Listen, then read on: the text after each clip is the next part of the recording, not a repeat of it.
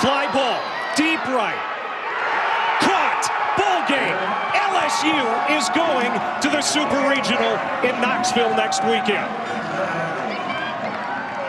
We got Coach Mainieri coming up right now. I'm so friggin' excited to talk to Coach today. You know what it means. It means that we're sliding into this weekend series presented by Small Sliders. Coach, I am so happy to get to talk to you another week. How you feeling today, man? Yeah, I'm good. I'm sorry I missed your earlier calls. Oh, good. I'm all discombobulated with the schedule this week. Still got the hangover from Eugene and getting ready to head out to Knoxville today. So sorry I missed your calls earlier and ready to talk, though, now. No, Coach, look, man, we are on your time. Like everybody in Baton Rouge, we are so excited for this weekend. Before we look forward, how about this? I did not realize this. Did you know, and I don't know how much you engage this sort of stuff, but when you lose one, and there's all the NCAA, if you lose game one in a regional, you have just a 7% chance of advancing.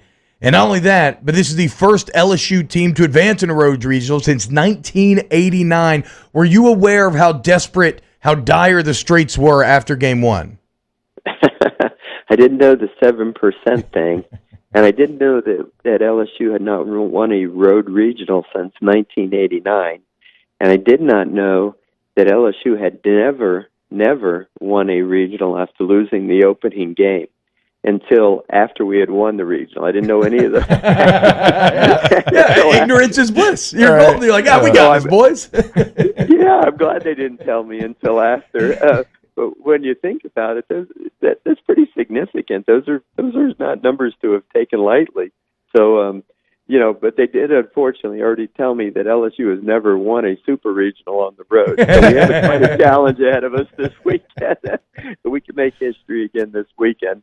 But, let me tell you this. After we lost the first game, obviously the boys are down, okay? I knew we were going to face this really unorthodox pitcher that made him really tough. And I thought we were really well prepared for him. We worked all week on, this guy varied his tempo to the plate. He'd quick pitches sometimes. Sometimes he'd be real slow, like a Japanese pitcher would stand there in his power position with long hesitation. Eddie Smith would do that in his practice, BP pitches. And, we do all these different things to try to prepare for the guy. But then you get into the game, and until you're actually facing it for real, you've never faced anybody like this before. And like I talked to Dylan Cruz, and he's like, Coach, it's 85, but it feels like it's 95 coming in, because normally guys that have that low arm delivery, the ball sinks, but his ball would just stay on plane with a high spin rate, and it just sneak up on you. And then he'd throw this really slow, but it was a very tight spinning breaking ball, and he had great command of it. And it was you just could not get into any kind of a rhythm, and you couldn't see the ball good, and the guy just frustrated the heck out of our guys. So, we end up losing the game, and the guys are down in the dumps, and we got to turn around and play at 1 o'clock the next day, which means, we're up early, we're heading out to the field. And I'll tell you, my wife, God bless her, I'm saying to her as I'm dressing in the hotel, I said, man, this is going to be the last time I'm putting on a baseball uniform in my life. I put on a baseball uniform like 8,000 times in my life, and I'm actually getting dressed. I'm getting a little emotional and saying, is this going to be the last time I'm going to put on a uniform in my in my lifetime? And she says, well, let me tell you this. Don't have any regrets today. You go out there and you get those boys fired up, and you talk to them and give it all you got, because it might be. And if it is, just don't have any regrets. And she kind of, it was kind of a slap in the face, to tell me, wake up and go for it, And I thought, she's right. As we bust into the field, I said, I got to do my part. I can't hit and pitch for them, but it's my job to inspire them and motivate them. And so we had a little chat before the game, because you're playing Central Connecticut State, right? I mean, that's not exactly a name that's going to inspire you to be ready to go. But I had watched these guys play against Oregon about 3 innings, and man, I'm telling you, they were a bunch of men. I mean, they were physical specimens. They were tough. They were hard-nosed. They had like 17 hits the day before against Oregon. Oregon beat them 13-10, and I mean, they gave Oregon everything that they could handle.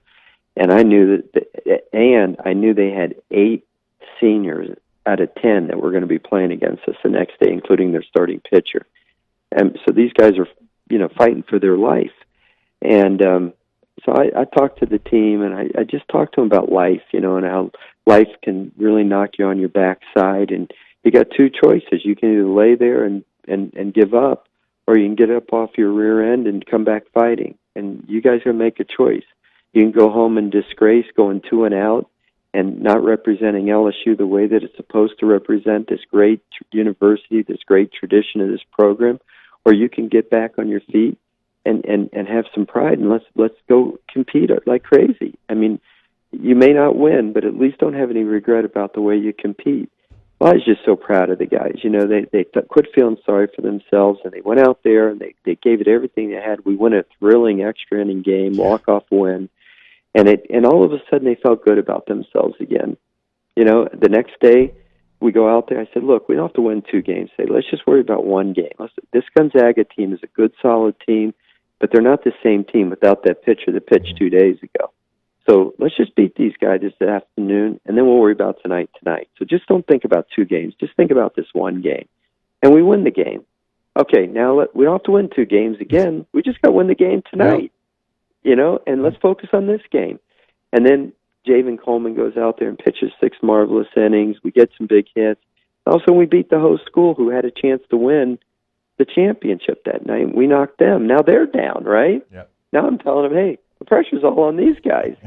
So now let's keep the pressure on them. We'll piece it together. And I told them a secret. I said, look, if we get to the late innings, Marshall wants a pitch. We're going to bring him back at the end of the game. And if we got a chance to win, we'll have the better pitcher at the end of the game.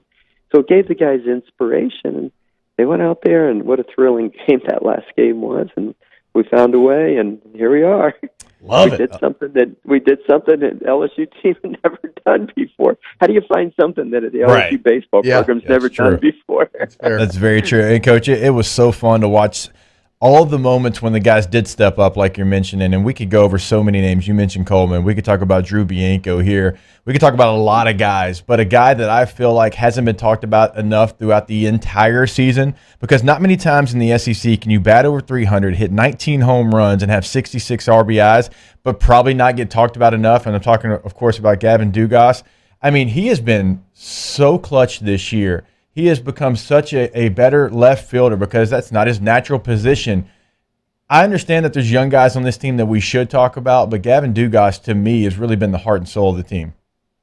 Jacob, the guy didn't even make first or second All-SEC. That's crazy. That's so stupid. Isn't that something? He led the SEC in RBIs. He's got 19 home runs. Doesn't even get named a first or second All-SEC team. He was a little bummed about that, and I said to him, Matt Clark led the nation in home runs in 2008. He didn't get named first or second team All-SEC either, Gavin. So you're in pretty good company. Yeah. I know it's disappointing, but don't think you're the first person that's been shunned and wronged in that type of thing.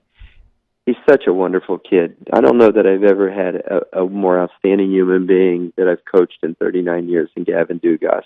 I mean, he's the type of young man that you hope your daughter brings home someday, and says, this is the guy I want to marry. I mean, he's that good of a kid because he's raised the right way by his parents. He cares about the right things. And he's a really good ball player. Yeah. He hasn't come through every time. He has a propensity to strike out a little bit too much, but he has had so many clutch hits, clutch home runs. He's made so many terrific plays for us in the outfield. He's just a wonderful, wonderful young man, and he deserves all the credit that you want to bestow upon him. Yeah, and then how about the speed, man? And inside the Parker, beating the tag at home. Yeah, that was not a triple and an error. That was an inside the park. No, that was an inside the park home run. He should be at 20. Triple and an error. What kind of ridiculous scoring is that? I watched the replay of that. That was ridiculous. Yeah, it's absurd. He should be at 20 right now. I know it. All right, Coach, how about this? I read a great article this morning. It looks like the boys have taken on a new moniker. They're all about being the road dogs, right? Getting it done deep in enemy territory. Where did this come from? When did this start to come about? I know, and I hope they're not mad at me that I divulged a little secret. They've been calling themselves Road Dogs for quite a while now. Okay, hell yeah. Yeah, I told them, I said, listen, I've had a lot of great teams at LSU that have never done this well on the road. I think I had one team that won all 5 road series one year. But it's hard to win series in the road in the SEC. And, man, you go into some pretty hostile environments. And this team this year has won 4 out of the 5 road series. We won both midweek road games at UL and at UNO. And now we go on to Eugene, Oregon, and beat the host team. I mean, it's one thing to go on the road and win a regional, but a lot of teams will go on the road and win a regional, but sometimes they don't even play the host school or something. They knock them off one time, then the host school loses to somebody else. Yeah. And they got to beat the other the 4th seed in the championship game or whatever. We had to beat the host school twice. Yeah. And at the end, that doesn't happen very often. So these guys have, for whatever reason, they play well on the road. They're not intimidated by it. I don't think we'll be intimidated this week. And look, I'm not saying we're going to win for sure. Tennessee's got a great ball club, obviously, but we're not going to be intimidated. These kids, when we went to Ole Miss, they had just opened up to full capacity. Our guys were excited. They were thrilled. And that out there behind that right field fence at Ole Miss, where those kids are all up there having a few libations, and they do the beer showers when they hit home runs, and they rag on the right fielder and the center fielder. Our guys played great. I was worried about them. When we went to Tennessee earlier in the year, there was not full capacity, so you could hear every comment coming from the stands. And now it's going to be packed. So it'll be, I don't know what they hold, 5,000 or so. It's not one of the bigger stadiums. It's just going to be a murmur. The bigger the crowd, you don't really hear anything. It's just like a noise. It's like it's muffled out because there's so many people yelling. So it actually is not quite as intimidating as when there's a smaller crowd. You can hear everything they say. So I think our kids are going to relish the atmosphere. I think it's going to be great. And plus, we'll have 600 LSU fans at least, because the NCAA requires 600 seats in the grandstand, in the good seating that they have to provide for us. So we're all looking forward to it. It's going to be a great fun, great experience for our guys. Yeah, I've been going on Knoxville radio all week. They are just beyond excited to have a winner's support, but it is a little interesting, right? The burden of expectation now lies with them. And here comes LSU. The Road Dogs are coming to town, barking on the chain. And the boys seem loose right now, Coach. Everything's feeling good. And I know, certainly there's got to be some sort of revenge factor for what was like just a crazy close series at the time, considering where the results ended, right? We talked about the time. We kept reading these decision points, and then it just wouldn't quite tip LSU's way. Is there a little bit of revenge motivation coming this weekend? Well, I don't think we need any revenge motivation, T-Bob. The stakes are so high. You win 2 games, you're going to Omaha. I think the fact that we lost 3 games by a grand total of 4 runs tells us that we can compete with these guys. There's no such thing as moral victories, but had they blown us out by 10 runs every game, we'd be like, hey, can we even compete with these guys? But look, we the first game we lost 3-1. 2 of the runs, I don't call it a fluke, but there was a runner on first. Guy hit a sinking liner, should have been a single. Our center fielder tried to make a diving catch. The ball went to the wall for a triple. Allowed 1 run to score. The second run scored on a strikeout pass ball by the catcher that's not catching anymore because he's out for a year with an injury. So it was basically a 2-1 game till they got another run really late in the game and made it a 3-1 final. The second game, we took a 1-run lead in the 9th, and we were 1 strike away from winning. The third game, was another extra inning game where they got a walk-off hit, so I feel, we were inches away from making the diving catch that would have ended the inning, and with a kid that we had tried to make an outfielder out of is really an infielder, and Stafford made a great try at it, but now we have Bianco playing center. I think Bianco probably makes that catch, so the point I'm saying is it was really inches. Every game was determined by inches, a play here, a pitch here.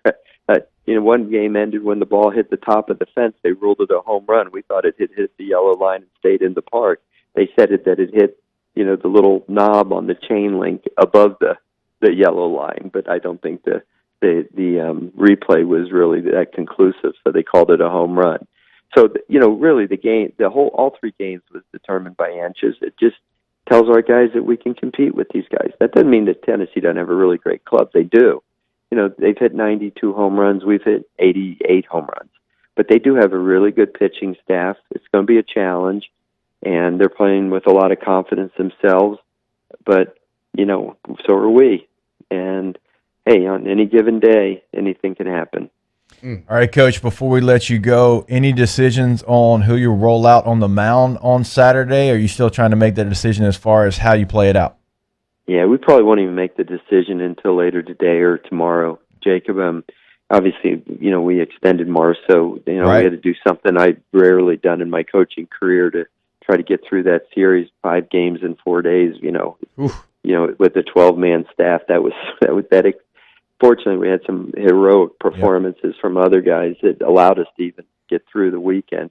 But I just got to see how guys feel. We hit the field yesterday, but all the pitchers did was play a little bit of light catch yesterday, and today they'll throw a little bit more in earnest, and we'll see how they're all feeling and try to make a decision, later today, and if not tomorrow, about how we're going to have to do it. So I will tell you this: my prayers were answered.